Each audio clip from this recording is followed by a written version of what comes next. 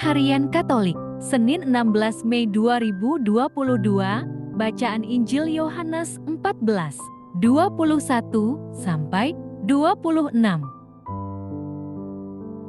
Jika seorang mengasihi aku, ia akan menuruti firman-Ku.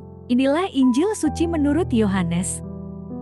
Barang siapa memegang perintah-Ku dan melakukannya, dialah yang mengasihi aku.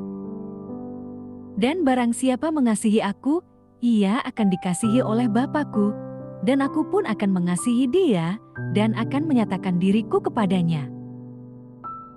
Yudas, yang bukan Iskariot, berkata kepadanya, Tuhan, apakah sebabnya maka Engkau hendak menyatakan dirimu kepada kami, dan bukan kepada dunia?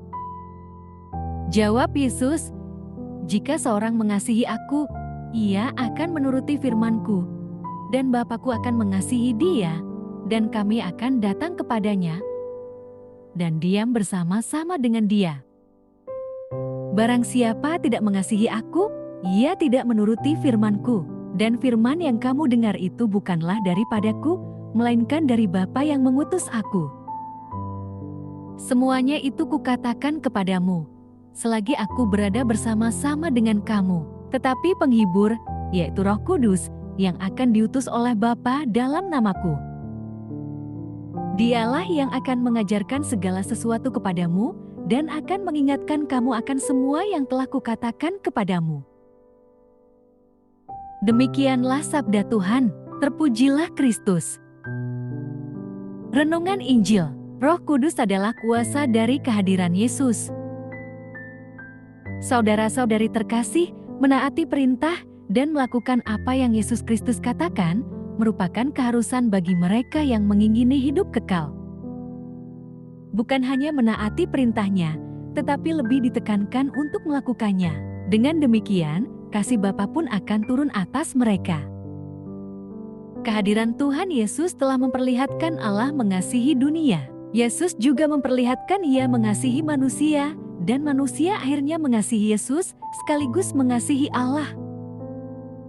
Yesus menyatakan, mengasihi Yesus berarti mengasihi Bapa. Tinggal bersatu dengan Yesus akan mengenal Bapa. Itu dikatakan Yesus secara khusus. Pesan dikatakannya karena sebentar lagi Yesus tidak ada bersama mereka. Yesus menyatakan gantian Roh Penghibur atau Roh Kudus. Yohanes menunjukkan Sang Penghibur yaitu Roh Kudus. Sang Penghibur atau Roh Kudus ini merupakan satu-satunya jawaban yang tersedia bagi mereka yang ingin tetap berada bersama Yesus dan mau melihat Bapa Surgawi. Roh Kudus Sang Penghibur itu akan melanjutkan pekerjaan Yesus dengan menjamin adanya perwahyuan yang bersifat permanen di dalam dunia. Roh Kudus adalah kuasa dari kehadiran Yesus yang bangkit dalam komunitas mereka yang percaya kepadanya.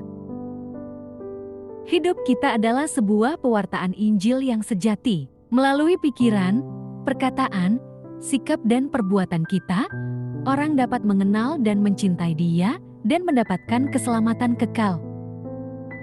Gereja Katolik senantiasa menyuarakan kebenaran tentang iman akan Yesus Kristus. Kebenaran ini harus kita pegang teguh di dalam iman, dan hingga kini gereja terus senantiasa membuka pintunya dan memberikan tanda dan sarana rohani bagi kita semua untuk terus menyatu dengan Yesus Kristus melalui sakramen. Dalam sakramen Ekaristi benar-benar menyatukan kita dengan Yesus Kristus dalam tubuh dan darahnya dalam rupa roti dan anggur, dan ini kita temukan dalam misa.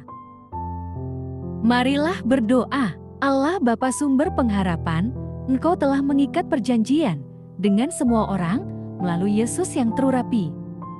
Semoga kami selalu berpegang teguh pada Dia dan berkembang menjadi umat yang patuh setia dengan pengantaraan Yesus Kristus, Putra-Mu, Tuhan kami, yang bersama Dikau dalam persatuan Roh Kudus, hidup dan berkuasa, Allah sepanjang segala masa. Amin. Dalam nama Bapa, Putra, dan Roh Kudus. Amin.